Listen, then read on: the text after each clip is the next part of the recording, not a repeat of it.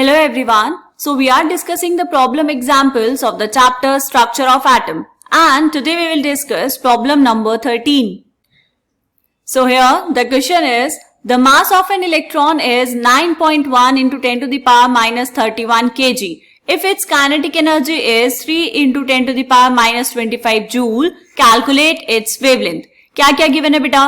आपको यहाँ पर दिया हुआ है mass of electron and kinetic energy of the electron. तो यहां पर लिखेंगे जो गिवन है, mass of electron is 9.1 into 10 to the power minus 31 kg and its kinetic energy is 3 into 10 to the power minus 25 joule.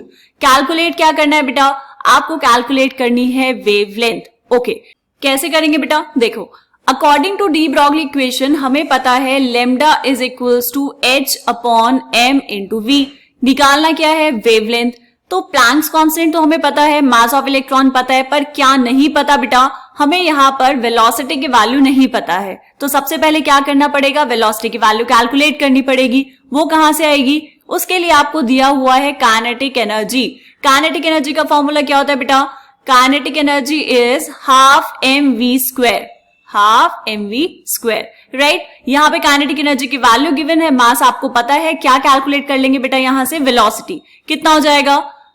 v square is equals to 2 into kinetic energy divide by m, right. Value put करेंगे. So v square is equals to 2 into kinetic energy कितनी बेटा? 3 into 10 to the power minus 25 divide by mass कितना है electron का? 9.1 into 10 to the power minus 31. Unit check करेंगे बेटा. Kinetic energy किस में होती है? जूल्स में. तो ये है जूल, और नीचे कितना? 9.1 into 10 to the power minus 31 kg.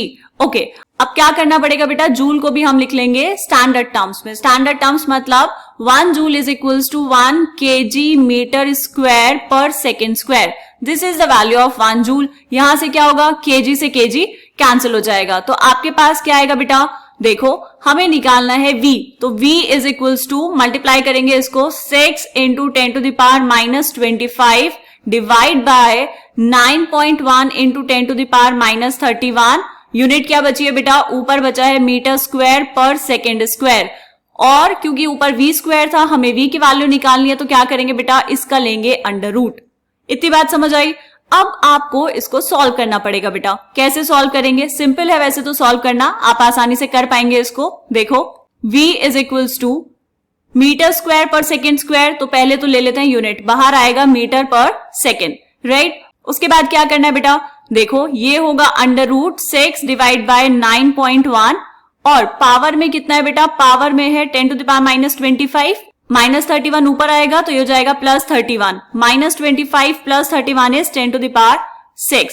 तो आप यहां पर दो काम कर सकते हैं, या तो इसको पहले डिवाइड करके पूरा का पूरा एक नंबर आ जाएगा, उसका अंडर रूट ले लेंगे, या फिर क्या कर सकते हैं बेटा? देखो, ऊपर है 6, नीचे है 9.1, तो मैं इसको ऊपर ले लेती हूँ 600. मतलब 10 टू द पावर 6 में से मैंने 2 पावर निकाल दी, तो कितना बचेगा? 600 divide by 9.1 into 10 to the power 4. ये आप कैलकुलेट कर लेंगे. 10 टू द पावर 4 से बाहर आएगा कितना? 10 टू द पावर 2, और 600 डिवाइड बाय 9.1, इसकी वैल्यू निकालेंगे, उसका अंडर रूट लेंगे, तो कितना आ जाएगा बेटा? ये आ जाएगा आपके पास 8.12 मीटर पर सेकेंड. तो वेलोसिटी की वैल्यू फाइनली कितनी आ गई बेटा आपके पास? यहां से v is equals to 812 metre per second. समझ आया? और कैसे कर सकते हैं बेटा? अगर अंडर रूट आपको निकालना नहीं आता है बेटा, तो एक रफ आइडिया हम यहां से ले सकते हैं. वैसे केमिस्ट्री वाला जितना पोर्शन था वो मैं बता चुकी हूं. बाकी अंडर रूट निकालना आप मैथ्स वाले सब्जेक्ट टीचर से पूछ सकते हैं, या फिर क्या करेंगे बेटा? रूट निकालना तो हमें 8-9 क्लास में सिखाया जाता है, थोड़ा सा वहां से देख लेंगे, रिवाइज कर लेंगे तो आ जाएगा, राइट. तो यहां पर क्या करना है बेटा? ये है देखो 600 डिवाइड बाय 9.1, मैंने इसको लिया 9. अब क्या करेंगे बेटा? इसको थोड़ा सा सिंप्लीफाई कर लेंगे. ये हो जाएगा 3 3 9 एंड 3 2 6, 200 डिवाइड बाय 3. ये कितना है बेटा? 200 डिवाइड बाय 3.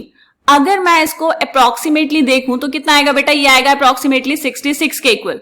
अब स्क्वायर की अगर हम बात करें, 9 का स्क्वायर कितना होता है बेटा? 9 का स्क्वायर होता है 81, और 8 का स्क्वायर कितना होता है? 8 का स्क्वायर होता है 64.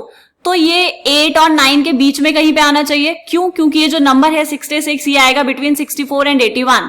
तो जो आपका आंसर आएगा वो भी 8 और 9 के बीच में आना चाहिए, और 64 के बिल्कुल पास है 66, तो 8 पॉइंट समथिंग ही आंसर होगा।